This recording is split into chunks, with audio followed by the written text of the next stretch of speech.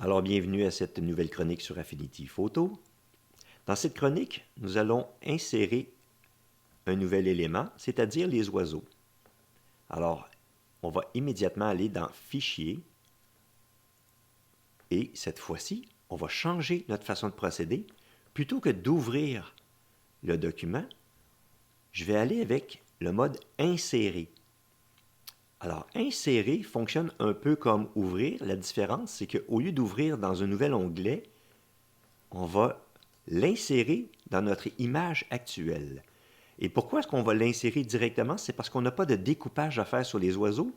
C'est en fait une image de type PNG avec de la transparence. Donc, nos oiseaux sont déjà dans un fond transparent et on n'aura pas besoin de faire quoi que ce soit d'autre pour les intégrer. Tout ce qu'on a à faire, c'est de faire ouvrir. Et Affinity, on voit ici, nous demande tout simplement de cliquer et de glisser en gardant notre bouton de souris enfoncé, d'insérer les oiseaux à l'endroit où on désire. Évidemment, on peut les insérer n'importe où, puis par la suite les déplacer. Mais disons que on les veut ici. La taille des oiseaux, on peut la changer en fonction de notre préférence ou en fonction aussi de l'effet qu'on veut de donner, c'est-à-dire la distance que nos oiseaux sont par rapport à l'avant-plan. Bon, disons que la taille des oiseaux ici est correcte. C'est correct comme ça, je le garde. Alors, je peux changer immédiatement le nom pour oiseau, tout simplement. Il y avait déjà 0,8 oiseaux, mais je vais juste le donner oiseau. Et l'intégration est faite, mais l'effet n'est pas optimal. Les oiseaux sont assez loin. Normalement, il devrait y avoir un flou, un peu comme l'arrière-plan, parce que justement, les oiseaux sont à l'arrière-plan et ils devraient avoir le même flou que l'arrière-plan. Et comme on l'a vu dans la chronique précédente, on peut, à l'aide du bouton ici FX, ajouter un effet à notre calque.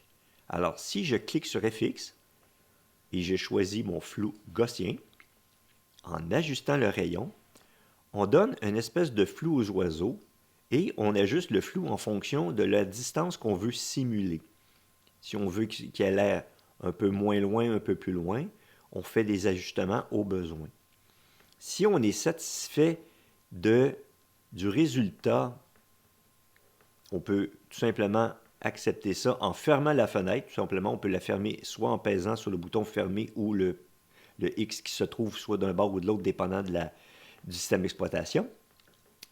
Et voilà le résultat. C'est déjà beaucoup plus convaincant en ayant un aspect de ce type-là. Évidemment, lorsqu'on va commencer les prochaines chroniques, on va pouvoir faire des ajustements de teintes, de couleurs, etc., pour donner un aspect encore plus réaliste à notre scène.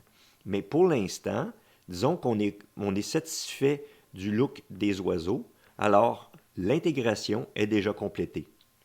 Alors, je vous invite évidemment à y aller selon vos préférences, la distance des oiseaux, la taille, ajustée en fonction de ça aussi. Et puis, on se retrouve lors de la prochaine chronique. Et, comme d'habitude, n'oubliez pas de sauvegarder. Au revoir.